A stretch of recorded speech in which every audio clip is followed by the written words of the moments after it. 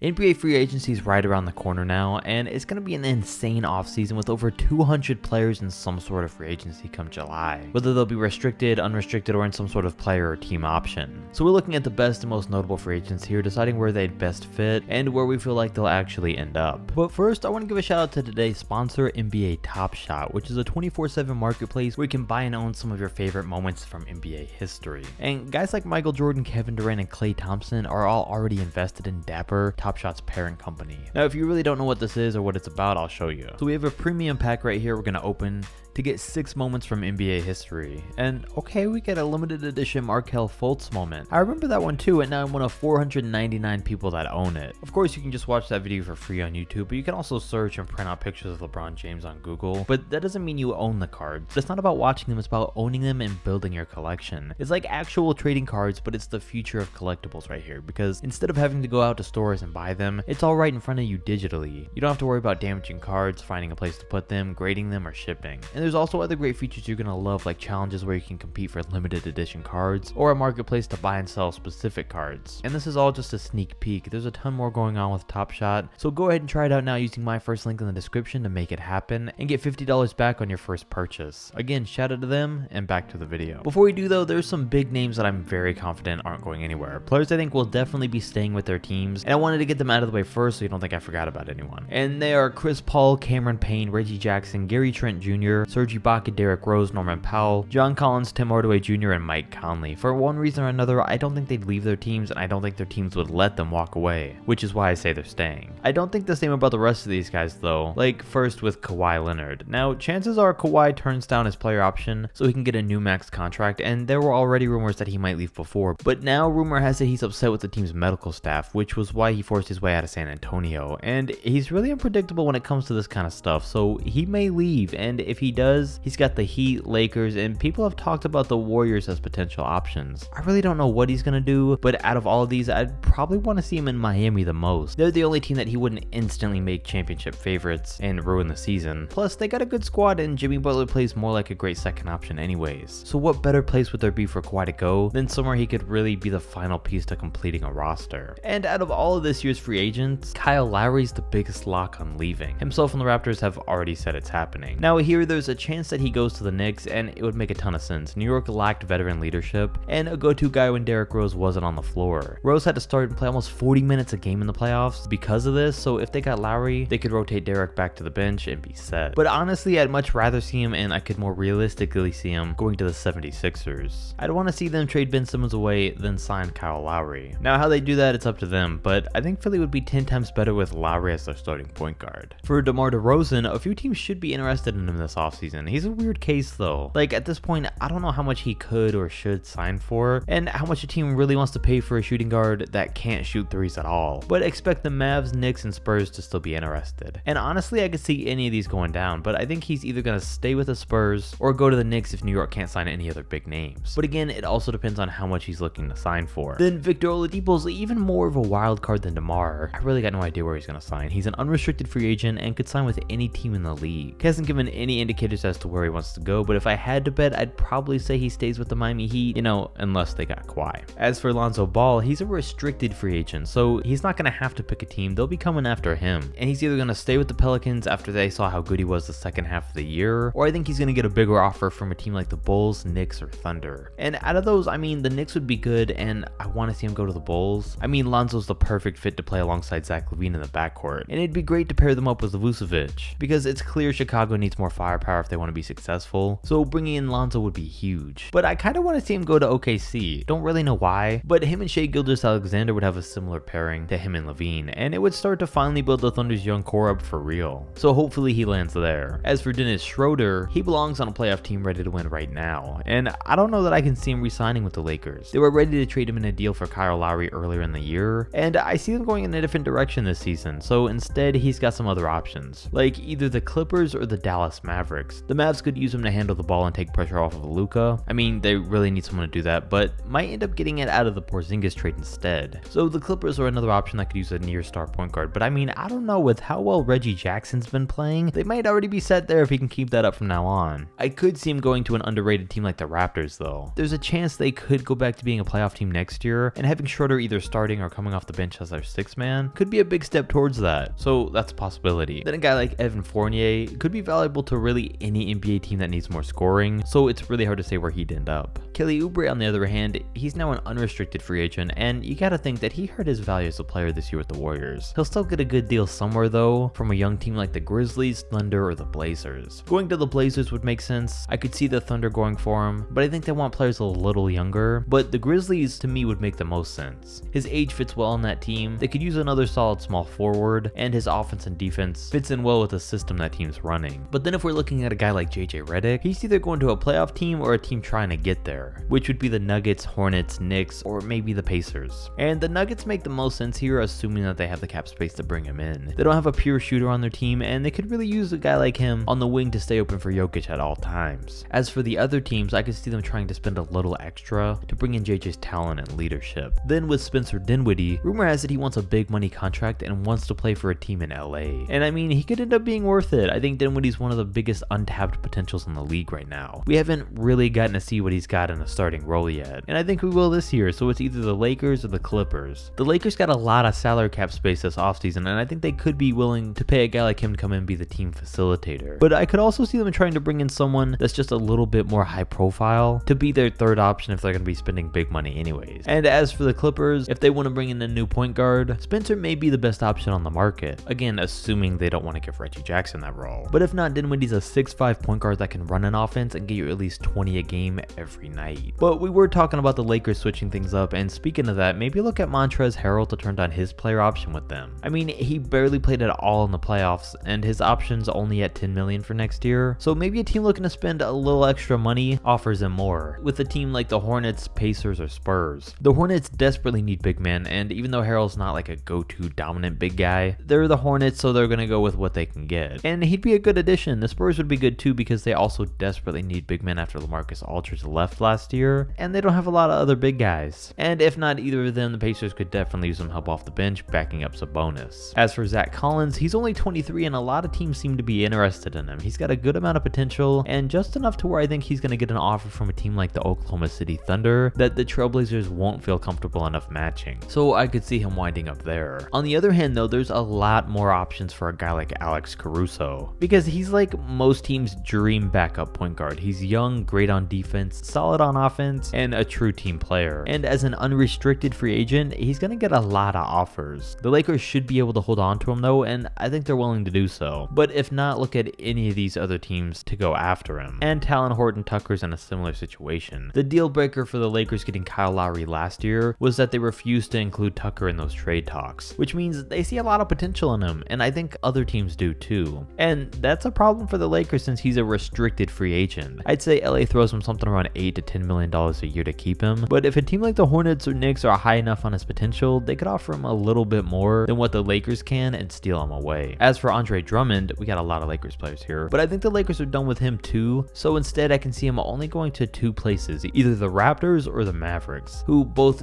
desperately need a true center. And if he wants more money, he probably goes to Toronto. If he wants to win games, he probably goes for the Mavs. And that'd be huge for Dallas to get a guy like him to finally pair with Luka. They've had good big men, but not a true center like Drummond. Plus, he's a guy that really doesn't need to score a ton either, which is perfect. One of the most confusing cases of this offseason though is going to be Blake Griffin. He had flashes of looking like his old self these past couple of months, but who knows how big of a contract he's going to get now. It's probably going to be somewhere definitely under $10 million a year, which is going to be weird for him, but I don't think he's anywhere near his old self. So I could either see him staying with the Nets because he already has chemistry with those guys and he seemed happy in his role there, or I could see him going to the Lakers. He's not getting big money anymore, so he might as well go try and win a championship, and these would be his best two chances to do so. Switching things up though, Lauri Markkanen's another restricted free agent, and I don't think he's going to stay with the Bulls. So maybe he goes to the Orlando Magic. I don't know why, but I just have a feeling he could end up there. Orlando was really high on Vucevic for years, and Markkanen's playstyle seems pretty similar, but then from there, if that's where he ends up, don't ever expect him to get any better because, come on, it's the Magic. If not them, them though, maybe look at the Thunder to outbid the Bulls here and bring in another talented young guy. Then for our last player, I can't see Devontae Graham staying with the Hornets and them still having 3 point guards. And as a restricted free agent, I can see him going to either the Pacers or the Raptors to be their 6th man. I'm guessing Van Vliet's going to be the Raptors point guard now, so without Lowry, they'll need a backup. And the Pacers might lose out on TJ McConnell, so Graham would be a good replacement there. But that's all we got for the video. These are all my predictions for what's going to be an insane offseason. Let's hear some of your guys' best offseason predictions though in the comments, and I'll catch you next time.